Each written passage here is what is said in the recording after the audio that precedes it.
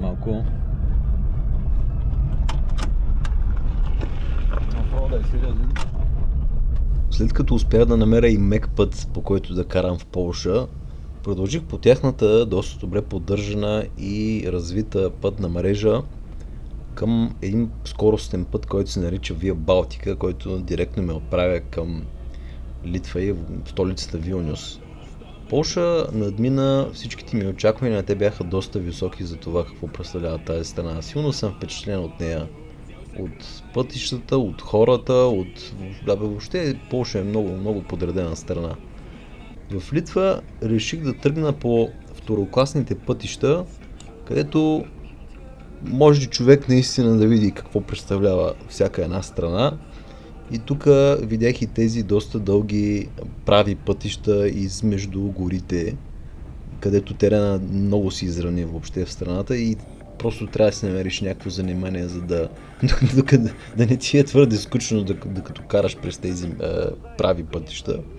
В Литва, както и в Полша, винетки няма и няма пътни такси. Пътни такси има и специфични места, обаче винетки за леки коли категория N1 няма и може спокойно да си карате.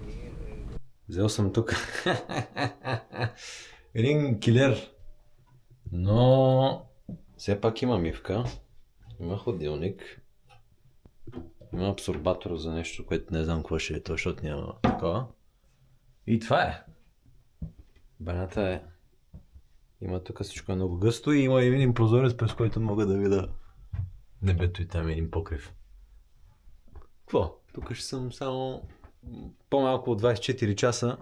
Приоритетът ми е да намирам такива места е да има къде да си оставя колата и цената. И това беше доста достъпно. Между другото, Вилнюс е първият град, който виждам да има толкова много възможности за нощувки.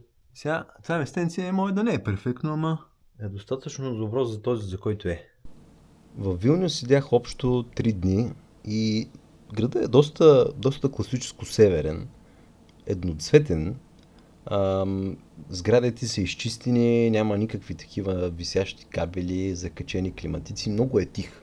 Това е основното впечатление на града, че е много тих. Интересно нещо за Литва и като цяло за балтийските, не мисля, че за Литва и за Латвия специално е, че са много запарени по баскетбола. Баскетбола е като футбола за нас тук в Южна и Централна Европа.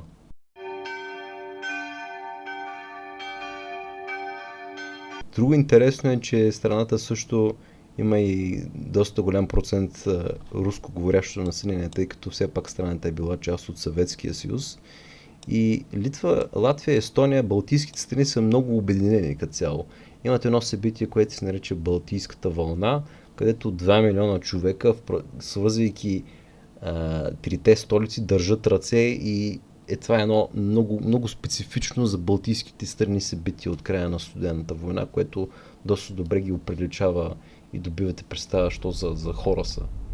Кухнята им е, бих казал, доста интересна, доста богата на мазнини, тъй като все пак са северна страна и нали, трябва да си ги добавят от някъде. Дори там опитах и такива дълбоко изпържени топчета с кайма, кашкавал и картофи бяха доста хубави, а иначе основната причина, поради която отидах в Литва и по-специално Вилнюс е да посетя една фабрика, тъй като аз съм вносител на димоотводи от нераждаема стомана и като цяло северните страни са места и държави, в които към отоплението се подхожда изключително сериозно и стандартите са много високи. Ако имате въпроси по отношение на отопление, димоотвеждане, не се притеснявайте да се свържете с мен.